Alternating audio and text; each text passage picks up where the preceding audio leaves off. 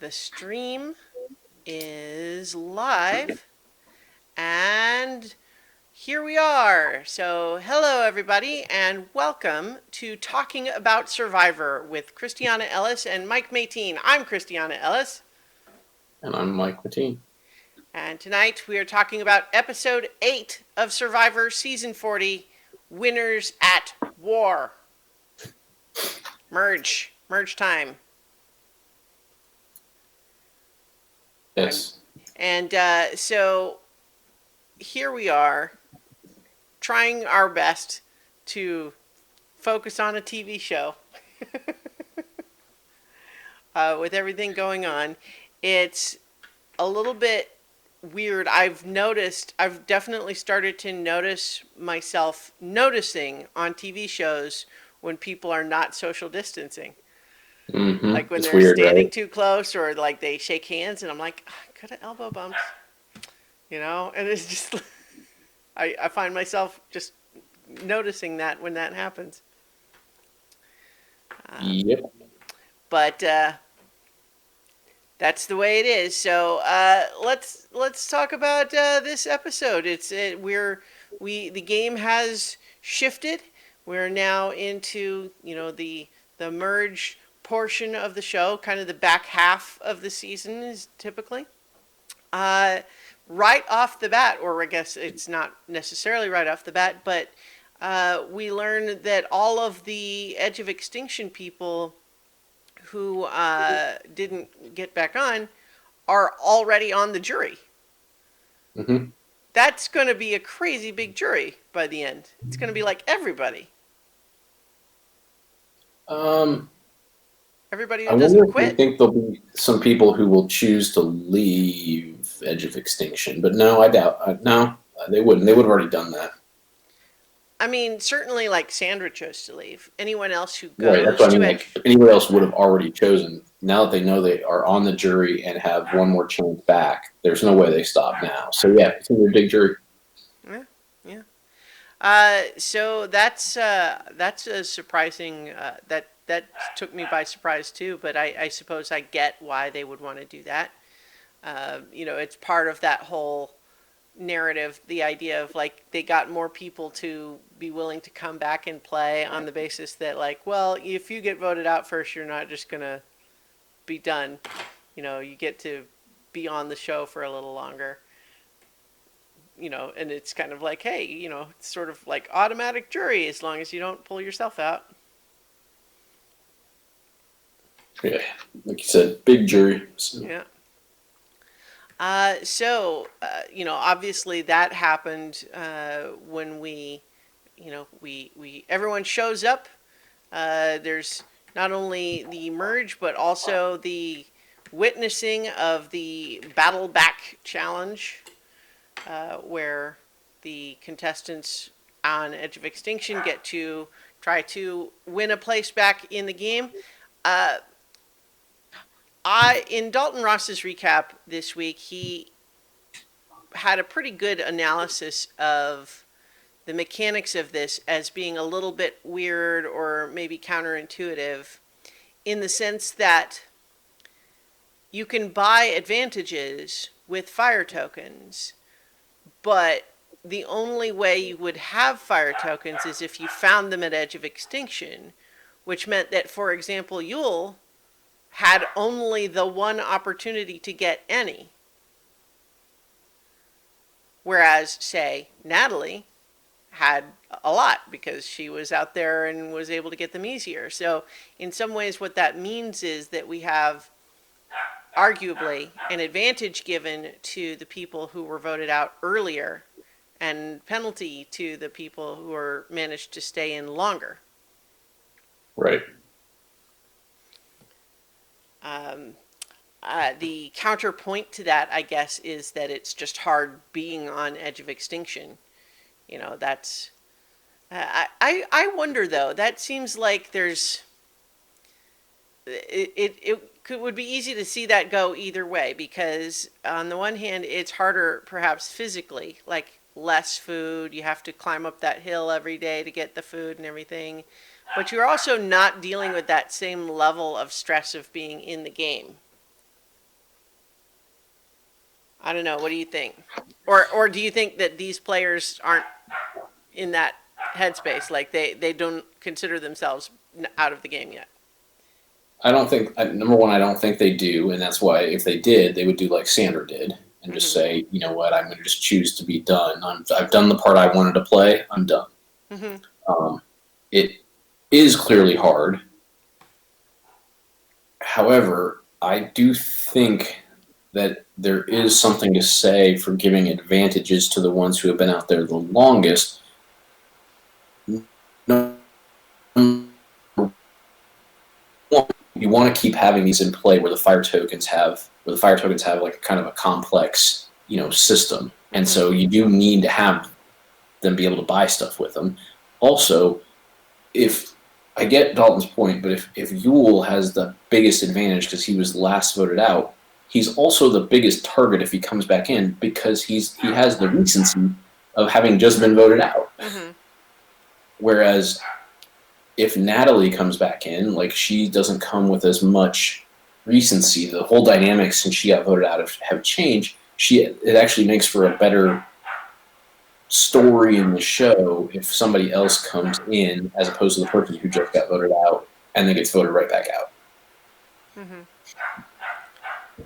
That's my feeling on it. I get his point. It does seem to reward you for being there longer as opposed to being in the game longer, but they do get to compete again. So Yeah. you will have plenty of opportunity if he sticks around to earn fire tokens and buy himself advantages next time. Right. It's probably not coming across on the microphone at all It because is. he's in the other room. Is it? No, it is. You Yeah. hear it? Oh, yeah. It's piercing. Yeah. I certainly hear it. I put him in the other room, but he is unhappy with this turn of events. Anyway, the other element that was interesting concerning the fire tokens is the idea that for the people who had lots of fire tokens, they theoretically could have purchased more than one advantage in the challenge. Would that have let them skip multiple segments? That seems Yes. to. Right, so it seems surprising that I guess there was a couple of people that chose to buy one advantage and then also pay to have an idol when they get back, if they get back, as Right. opposed to giving themselves that much more of an edge in the challenge. Right. Which, what I liked about it, though, is I feel like they priced it appropriately so that, it was expensive enough to buy that idol that you wouldn't be able to, you'd have to have a massive amount of fire tokens to get more than one advantage if you wanted to buy the idol. But it was tempting enough if you had more than the idol was worth to buy the idol and buy less advantages because of the long game, especially especially the way that it worked out. Because if it was Rob and Natalie who had enough to buy the extras, and they probably feel like they are strong enough in challenges that one advantage is enough to make them competitive, but they are also strong enough competitors that it would be, if they just bought their way back into the game, it would be more difficult to survive if they didn't have the idol. Like there's a risk reward there, depending on who it is. Like if it was Amber who Rob had given all the tokens to, Mm-hmm. Amber probably buys 4 advantages in the challenge as opposed to the idol. Yeah. I think there was a combination of why it worked out that way. Right. It's a gamble, but it just seems like, as we saw here, you can pay for that idol, but then if you don't win the challenge, that is essentially wasted. You don't get a refund.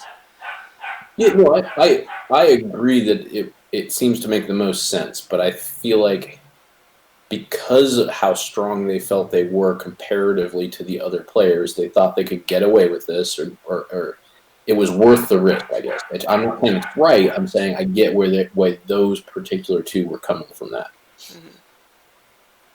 Yeah, I mean it's a balance. You know what? I'm going to close the bedroom door because I All think right. it's complicated for both sides here. We'll be right back. You need to settle down, buddy.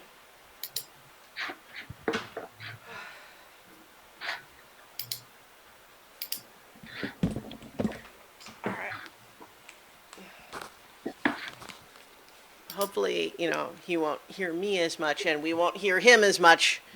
So, apologies, everyone at home. I've got a teething puppy here who is just made angry by the slightest inconvenience, and it complicates recording things. Yeah.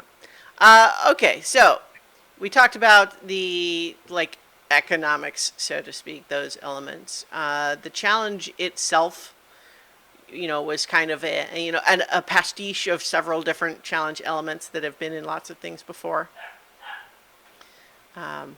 But in terms of who made the best use of their fire tokens, it's hard to argue that it wasn't Tyson buying peanut butter, giving himself the energy to get through it. Yep. You know, certainly just going by results at the very least. That's how it went. So I kind of just jumped on all those things right away because those seemed like highlights to me. But what are some other highlights that stood out to you rather than just? I mean, that was going to be my first highlights. It was fun to watch them compete to come back in. I thought they were, again, you have really good players. It was a pretty well done challenge. It was cool to see Tyson and Rob like neck and neck at the end or whatever, and Yeah. Tyson's excitement, like all that was all Really good. I close like, too. yeah, yeah. The second challenge I also thought was a highlight. I like that one when it's done, when it's not like the rest of the season is just like stand here painfully until you fall, but I do like them mixed in. Yeah. And I thought that was an appropriate balance to the kind of the running of that gauntlet or whatever that they did in the first challenge, Right. even though they weren't the same people, it was still from a visual perspective. I thought it was well done. The thing that was giving me anxiety about that challenge, though, is just that, especially doing it in the rain, made me worried that someone was going to just fall and really hurt themselves. I mean, like Michelle fell pretty far and seems to be more or less okay, but it just seemed really just primed for someone to actually seriously injure themselves. Like just from falling off of it? Yeah. Yeah, or for that matter, just losing your grip but trying to hang on to it enough that you like scrape your face along one of those ridges or something. Yeah. That could be really bad. But I mean, fortunately, it wasn't. But that didn't happen, and it's dramatic for sure. But I just had stress feelings watching it, worried that that was going to happen. I mean, in hindsight, I know that if someone had really hurt themselves, there's for sure they would have hinted at that in the preview. But, Oh yeah, for sure. Other highlights, I actually want to give Adam some credit as a highlight because his paranoia actually saved him, I think, in this one. Whereas it was making him a target earlier, once he actually became the target, he was able to, kind of work his way through it or once he was a potential target. We don't know how serious. I mean, it got a little murky there about how it all went down because there must have been a million different, or Wendell was always much stronger, which I'll go to that'll be in when I get to my MVP of why they might have actually been, Wendell might have actually been a little bit more. It just made it look like to us because Adam started getting all skittish. And then, I mean, and also highlight, what a great line at the end. Like, hey man, it's me or you, but do you know that? yeah. Yeah. So that was another one of my highlights. Yeah. Did you notice this time the music with lyrics? Yes, so weird. Yeah, they did it again, like They also did it in the possibly. challenge. Well, that's certainly that when I put it in my notes again. But yeah, it was very similar to the music that I called out last week. Yeah, That it was I like that. It just had slightly different orchestration than usual, but then would occasionally chime in with a "You gotta finish strong" or whatever the lyric was. you gotta be ready. Yeah, I know, and it was just like, "Whoa, really?" Not sure I love that, but I'm okay. not sure where that came from either. That was, you're right. It was really bizarre that it was happening. hmm. Um, so I liked that the prices of things to buy with fire tokens went up after the merge. Like they all merge and they're looking at the merge menu and they're like, oh no, inflation. Yeah, fire tokens continue to be fun. Yeah. Um, we have to claim as a highlight the montage of Nick butting into conversations. Yes. I mean, I think Well, that's the editors having some fun, or perhaps they just did it because some of the other players were specifically calling Nick out. I'm sure everybody does that sometimes, but but Nick's so awkward about it, and yeah. So I had it. I actually had that because I was trying to like make it so my highlights weren't also my favorite moment. oh, okay. That was my favorite moment, just because it, because part of it was because we did sort of miss how, like, we know why the girls wanted Wendell. We know, but we kind of missed like kind of the execution. And I just don't. I just whatever for whatever reason it. I've given them a ton of credit for the edits. That there was some reason they couldn't. They made it feel more like a blindside without us really understanding what was going on. Mm, So it was hard to like give my favorite moment in the way that he got voted out. So I went to this because this was really funny. yeah, Um, it was. um, so there was also like the rainstorm of just everybody feeling miserable again, and just having there being that moment of like, oh yeah, this really sucks sometimes.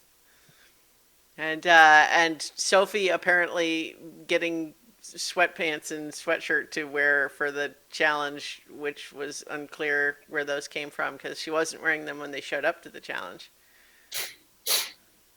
So I don't know if like she brought them or something. Like where did those come from? Because she was standing there shivering that she was so cold she's practically in tears at the start of the challenge, like when they're all lined up, and then when they actually go to get on the poles, she's got like a whole sweatsuit on. yeah, I mean, it may be a safety thing that they Mm, provide, and we just never have used it before. yeah.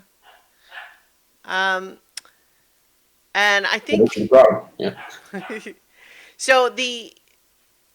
I don't know if it's a highlight exact. I suppose it's a notable point of just Jeremy's strategy. I mean, I think in some ways, in large part, I think he's playing a relatively good game.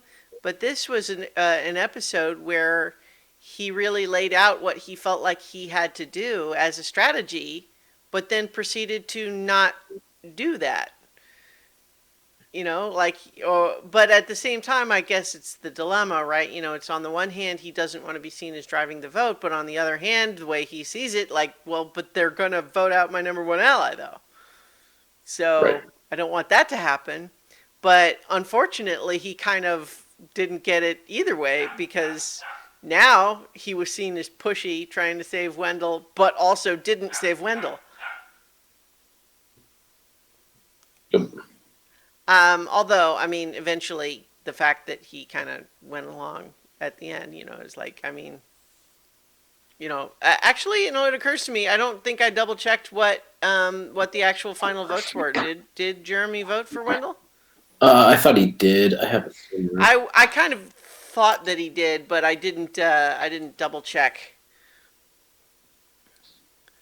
Here, let's pull up the handy little.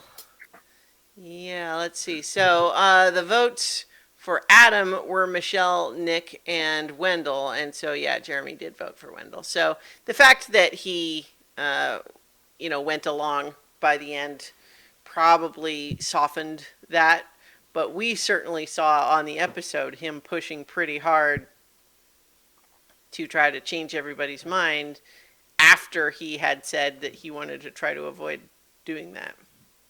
Right. Yeah. So, favorite moments. You already mentioned Nick butts in. Nick Wilson. Yeah, you beat me to it though, but in the Well, highlights. But yes. yes. Maybe just as because this tends to happen, maybe what we should start doing next week is to do favorite moment first. And then other highlights. Yeah. Yeah, I like that. That way we don't sort of sabotage our favorite moment reveals. Yeah, so I think that my favorite moment, Nick butting in, was pretty good. But I just was really like how close that challenge was between Tyson and Rob at the end. I was just really into that challenge when it was going on, and it's just like, oh my gosh, who's going to come back? It's a cool challenge. It's so close. It's very dramatic. I think that was my favorite. Exactly. It's a close second for me. I agree. Yeah. I think biggest surprise maybe also belongs up front before all the other highlights too, because it's likely that we're going to mention something we say as a highlight. I don't know. I think my biggest surprise was really just finding out that everyone at Edge of Extinction gets to be on the jury. That seems. I agree.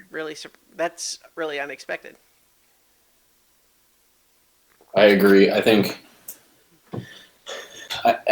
after reflecting on it, I think they just must want to get as much TV as possible out of all of them while they have them. Yeah.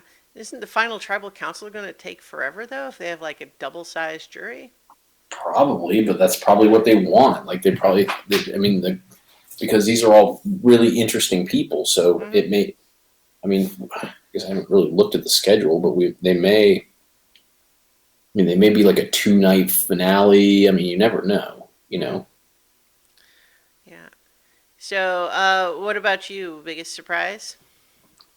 That was my biggest surprise. Also, was that they all get to be on the jury. That seemed like a lot, and that's why I reflected on it and said, like, why would they have so many? And then it's just like, oh, because they want.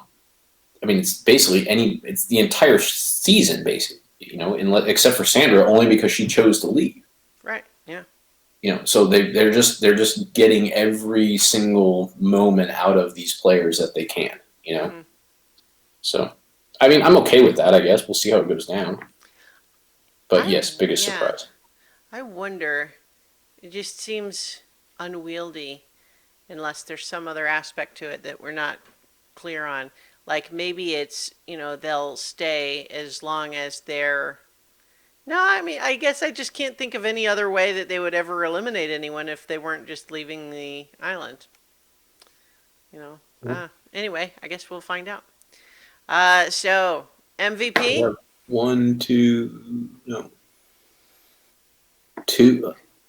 Only 2 episodes left? That can't be right. I think if you're looking at the Wikipedia, they don't list like every single. Those are just the ones that have had an episode title. Oh, so they're titled through April 15th, but they do not have the total. Yeah, of course, because there would be 13 minimum. Yeah. Yeah. Okay. So it's like the TV Guide title when they put out what the episode's going to be called. That's what you're right. Yeah, I was using that. You caught me. Well, I only guessed that because that's what I have up too, because I was looking up the votes. So I just was also looking at the same thing. But yeah, MVP. I think it's going to be subtle, but I think that's part of why I chose this as my MVP. I think it's Sophie. Yeah. I could see that.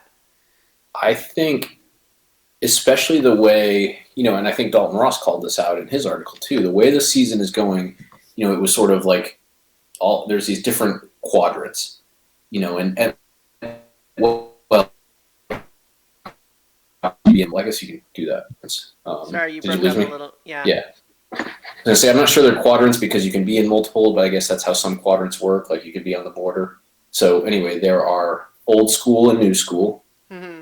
and there are big threats, and I don't know what they're calling it. They're calling them like not like smaller Like threats, no threats or something like no that. threats. Yeah, it's like they got. So Although, anyway, they well, but yeah, they've all won, so it's kind of weird. But they have put a certain group of people into that, mhm.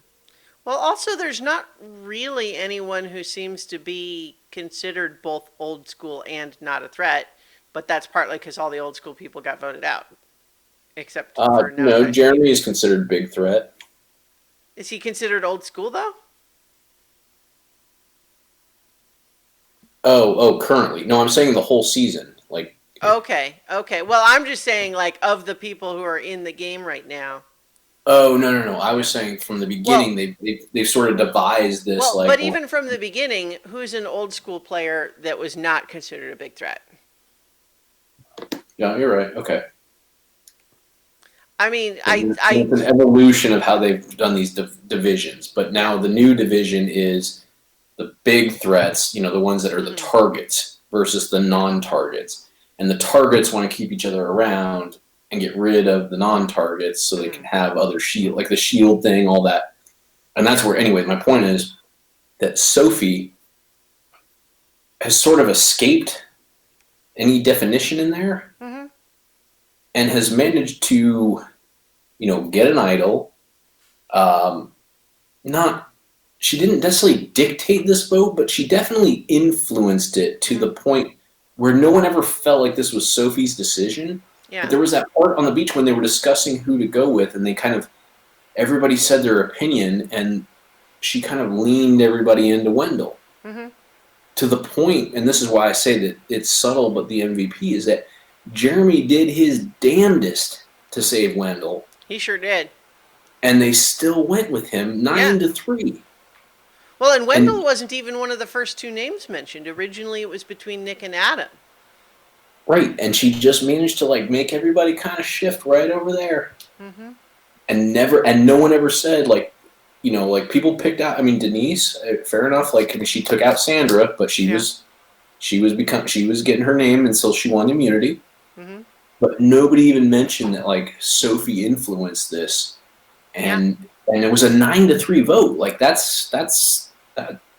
and a very strong player didn't want it to happen and could not make you not. And we never saw a scene where she had to like dig in or hold her ground. Like it Right. was actually kind of impressive. So That's a strong case. I hadn't really considered Sophie, but you've made a compelling argument. I had picked Tyson just on the basis not only of winning the Battle Back Challenge, which is by itself obviously a big deal, but but then also by managing. Hmm? also being able to stay on. Yeah. Well, right, yeah, and managing to get back in a way that he didn't become the obvious target for everybody. Um, and I think that everyone looking for an easy vote, he could have been an easy vote, and yet Mhm. wasn't for reasons that I think are a little hard to really put a finger on, but have to be given credit to Tyson. It's like that's kind of what was talked about at the tribal council of just saying, nobody's really talking about Tyson as a target because the reasons he was voted out before, the game has moved past that now, and so that's not really a factor anymore. Except it's really only not a factor because everyone else has moved on. Like the original reasons for it are not different. Like those haven't changed. Mhm. Not only that, but he's also got on his resume now the having come back from Edge of Extinction, right? So that's but for him to have been able to just come back and immediately make himself not the biggest target to the point where he's not even one of the people whose names are getting mentioned. Um, I, Also a I, strong case. Yeah. yeah. So that's strong challenge play, and then savvy social play, also. I think. So in the endurance challenge, am I here? Yeah. In the spirit of the endurance challenge, we can award an MVP to the male player and an Yeah. MVP to the female player. Yeah. No, I like that. I like that.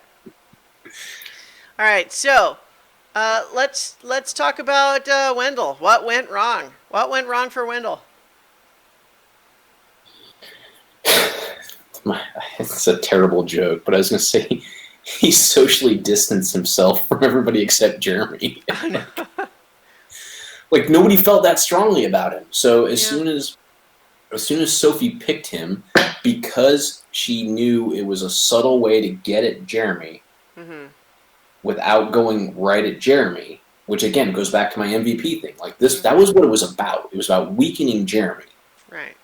And it was easy because Wendell had no ties to anyone except Jeremy. Well, and Nick, right? And yeah, Nick, sorry. I mean, Nick, yeah, but again, that's part of where the joke works and Nick butting in all the conversations is that Uh-huh. Nick was kind of a non-factor in all of this Right. when it came down to it, unfortunately for him, you know? Well, like that's where we give Sophie the credit again too, because originally the discussion was Adam or Nick, but Nick mentioned specifically because it's like Jeremy is saying, I want to keep Wendell, but I don't want Wendell to have Nick also.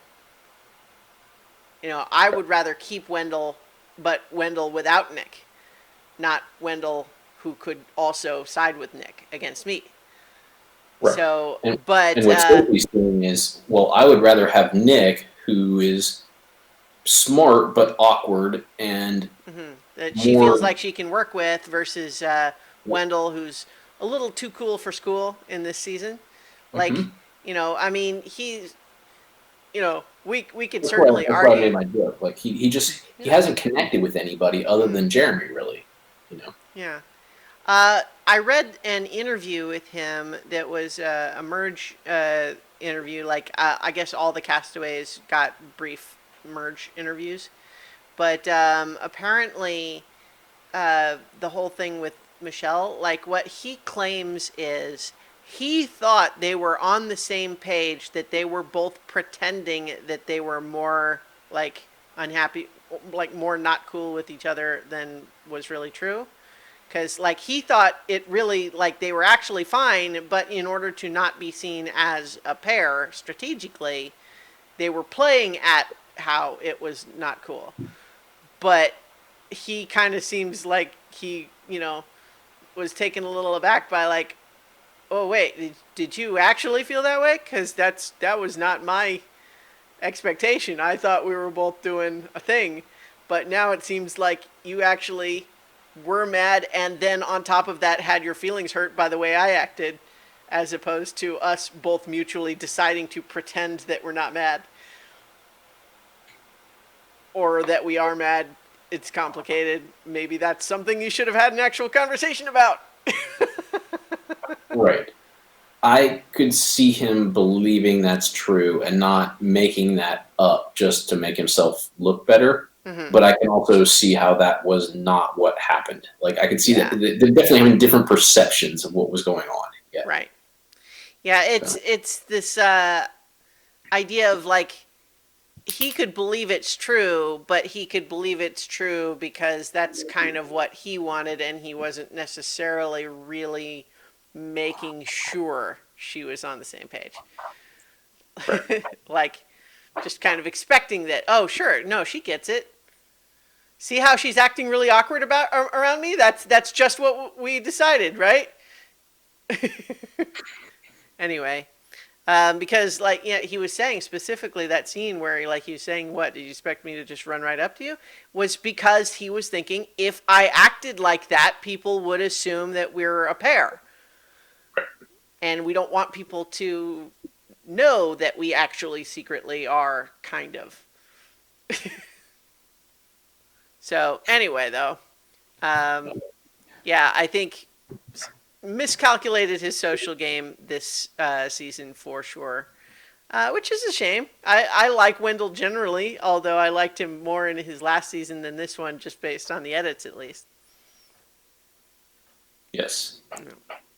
So can I also add to what went wrong? I know I know we talked about it a little bit, and I kind of because of certain. I defended it because of certain things, but I do want to say I think that Boston Rob not choosing to use more advantages when he had 4 tokens because his wife gave him extras was a poor decision. He's never needed idols before. He should have relied. He should have been more reliant on his ability to get back in the game and pick up where things had changed, and that he was good enough at challenges that he didn't need that advantage. I think that was a miscalculation. Even though I said before, I agree, I get why he made it. I think that was a wrong decision for him. I agree. I think it's certainly easy to armchair survivor that sort of thing, right? When you're in the moment, it's all either way is a gamble. I could see that, but at the same time, I just got to feel like that idol is wasted tokens if you don't win the challenge. So why would you not do everything has you he can? ever used an idol? I mean, I can't even. I don't even remember. I don't know that he has. I think he's always been able to win without that. I think you might be right. I'm pretty sure. I mean, he even talked about like when he was going up for those fire tokens. I think he kind of even talked to the camera about how like he never usually does this stuff. Right, and so that's like have faith in your game, you know. And I get, you know, a lot. Again, there was a lot of things that happened with how hard it was at Extinction and all that. But you know, and because to your point, like you saw Tyson came in, the situation had changed, so he just molded himself right in. Like maybe Rob's different. I mean, Rob's a huge. I mean, but Tyson's a huge threat. Like Rob could have worked his way right into that same thing. Well, you know? I think what Rob maybe could have done is played into that whole like how do you shoot the devil in the back, what if you miss sort of vibe of like, oh, you guys thought you got rid of me, but turns out no, I'm actually still here, it's fine, I'm under control, what are we doing, you know? Yeah. as opposed to you know, this feeling of like, oh, you thought you got rid of me, nope. So Right. how are you going to make it up to me, that sort of thing. Right. Exactly, as opposed to like thinking, oh, I just have to have this idol, you know. And I mean, he's a good challenge player. He had a lot of faith, but there are a lot of good challenge players out there, as obviously Tyson showed him. So, yeah, I just felt like I would be remiss, since I did defend it for the sake of discussion earlier on, to say this was something I do believe went wrong. Right. No, and I do agree with you, but the counterpoint, of course, is he only lost by seconds. And if he had won, how good would he be feeling with an idol in his pocket right now? Yeah, but how? But he didn't win. How would he have won by if he'd used even one more advantage? Yeah. No. Like I said, I'm sort of playing the devil's advocate a little bit, but I absolutely agree with you. I think you are correct that it was the wrong decision. Yeah. Yeah. So I think that. That covers it, and we could talk about room for improvement. Do you have advice for anyone moving forward? No, I mean, because Nick's the only one where I feel like, but it's kind of his game is to kind of be like, and that's why I think part of what made that edit so funny when it was him. Like everybody does that, but like, it's so true to like the situation where they were basically like, you know, he's a non-factor. Like he just kind of comes across that way. And so it's like you want to say, oh, you should improve. Like you should be more like not that awkward. But then it's like, well, that's kind of how he won. Is just always being around and always being like trying to get into stuff and picking up enough information and just being not enough of a threat, not enough of a good partner that like you get to the end, but you've like made. And then weaving that story using that prosecutor mindset of like telling the whole story at the end in the jury that does really well. So it's like I almost can't say he can improve. And like we said, normally, and this is what I think what's so fun about the season is like normally you would tell Adam like your paranoia is room for improvement, but his paranoia is part of what helped him, you know, as far as we can tell. You know, so it's really hard for me to I mean, everybody who's left at this point is. Whoop, losing you again. I don't. I It's a mean, I'm not very. giving a lot of advice. Yeah. I think that it's not so much advice as much as stay the course that I think for both Denise and Sophie, in the sense that I think, like Denise in particular, made a huge move, and it's awesome, and it's good that she won immunity right after doing that. But also recognizing, okay, now maybe cool it for a little bit, you know? Yeah. You made a big splash. People know you did it. Now maybe just let things ride for a little while. You know, you'll have time to make another move at some point to do more stuff. But what you need to do now is let the waves settle a little bit. Yeah, I agree with that. Yeah. And then, you know, for Sophie, just like kind of like you were saying, you know, she's got it under control. She doesn't really need advice. I think for Jeremy, I don't believe in his whole shield strategy. I don't feel like that's a good strategy. I feel like it's a strategy that leads to you having the toughest competition up with you by the time you get to the end. It also leads to smart players like a Sophie and Denise knowing what you're doing, still holding you as the target, but picking other people, knowing they can always go get you. Like the shield thing works both directions. Like you can't always hide behind these people. Sometimes you think you're hiding behind them by you actively trying too hard to hide and build these shields. You are just exposing your strategy. You know, and they are kind of doing to him now what everyone did to Rob before finally voting him out. You know, this idea of we need to weaken him, like vote out his allies like ablative armor. Yeah. Before you take the shot. Right. They're realizing what his shields are, and they're getting rid of his shields. Yeah. So, I think that does it for this time. We're going to be back next week to talk about episode 9. So, in the meantime, stay safe out there. Try to survive until then.